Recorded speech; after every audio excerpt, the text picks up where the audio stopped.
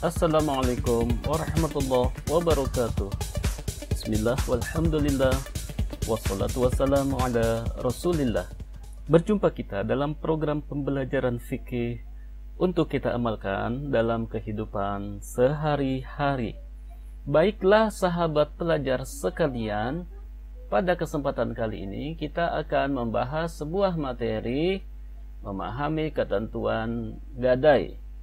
Namun sebelum kita lanjut, mari kita awali dengan membaca Al-Basmalah. Bismillahirrahmanirrahim.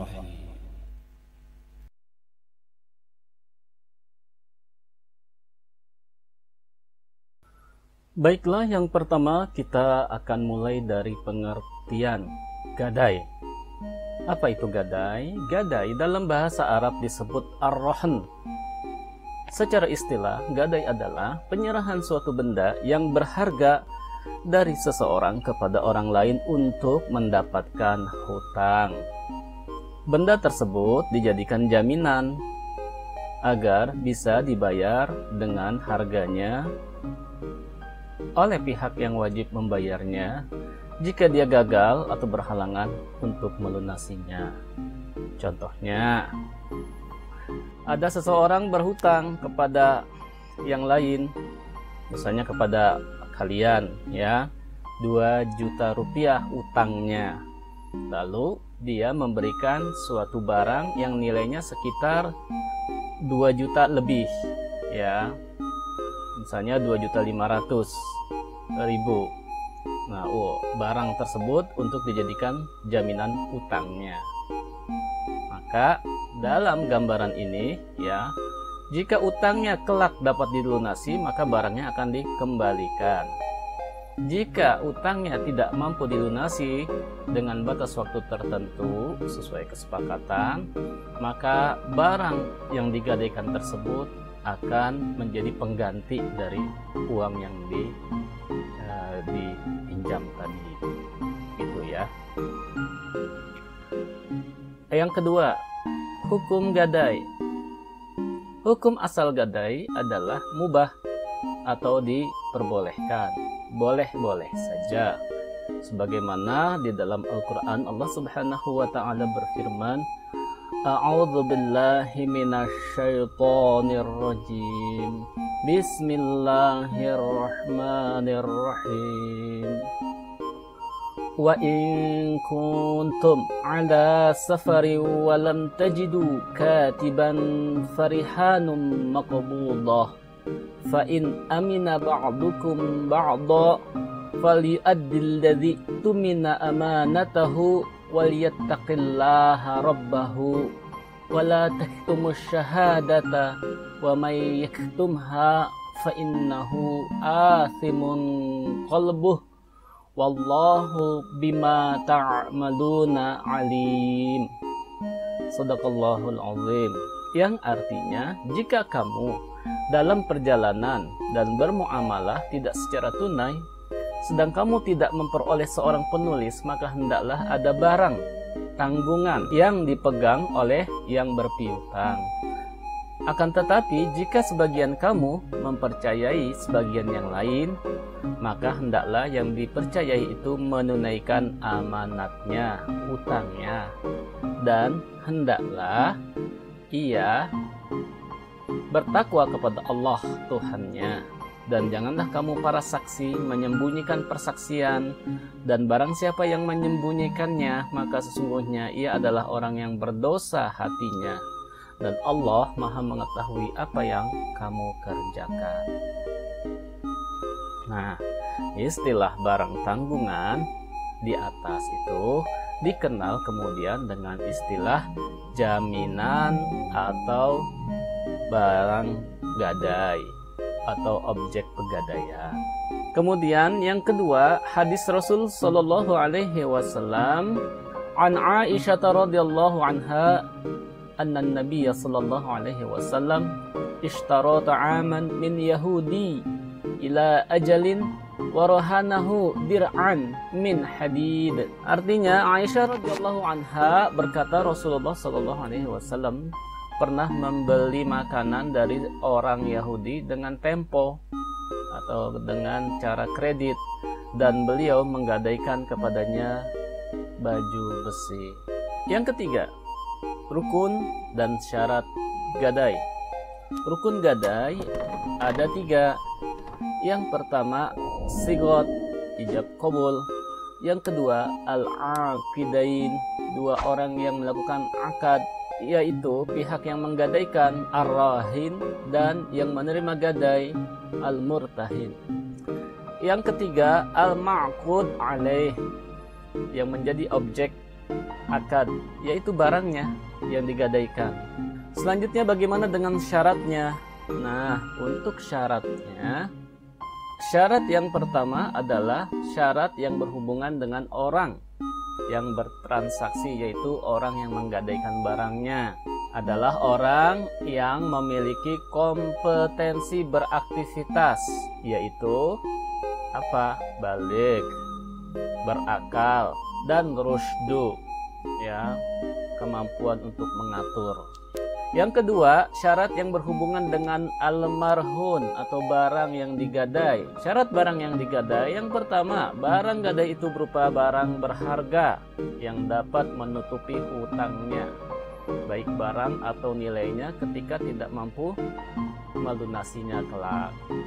Yang kedua, barang gadai tersebut adalah milik orang yang menggadaikannya atau yang diizinkan baginya untuk menjadikannya sebagai jaminan gadai. Dan yang ketiga, barang gadai tersebut harus diketahui ukuran, jenis, dan sifatnya, karena gadai adalah transaksi atau harta, sehingga disyaratkan akan hal ini.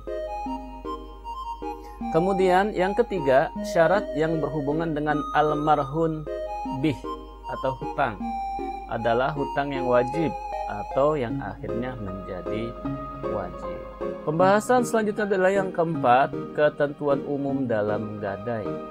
Ada beberapa ketentuan yang patut kita ketahui. Yang pertama adalah barang tersebut adalah barang yang dapat digadaikan, barang yang memiliki nilai ekonomi agar dapat menjadi jaminan bagi si pemilik uang.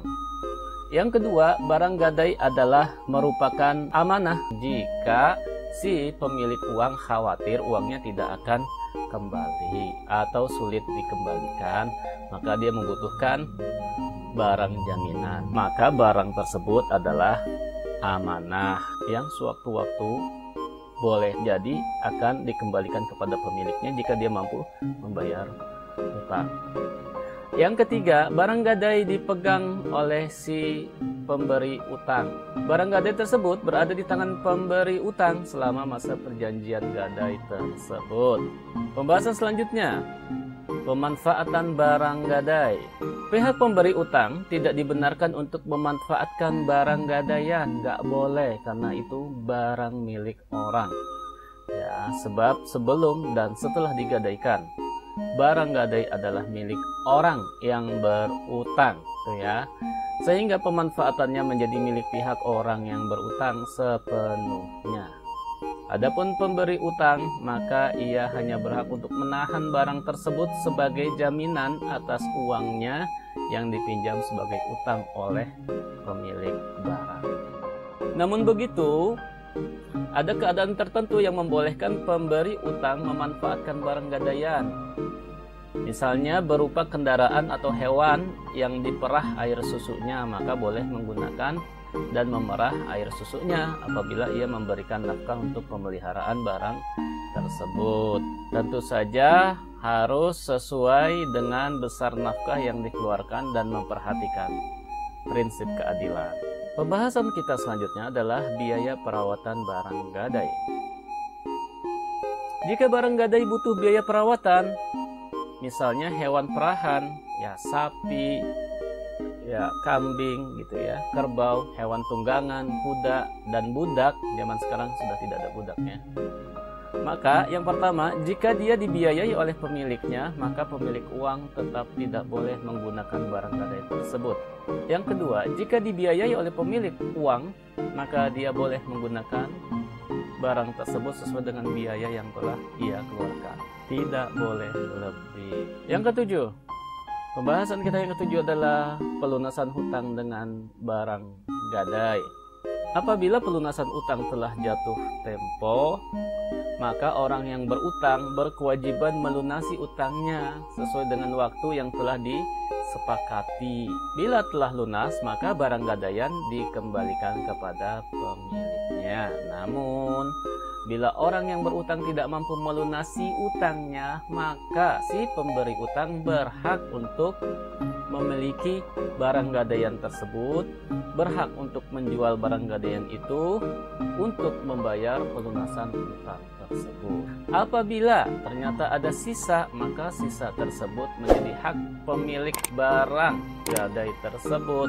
Sebaliknya, bila harga barang tersebut belum dapat melunasi utangnya, maka orang yang menggadaikannya tersebut masih menanggung sisa utangnya. Makanya biasanya barang atau nilai barang yang digadaikan setidak-tidaknya setara, sepadan dengan nilai utangnya, gitu ya.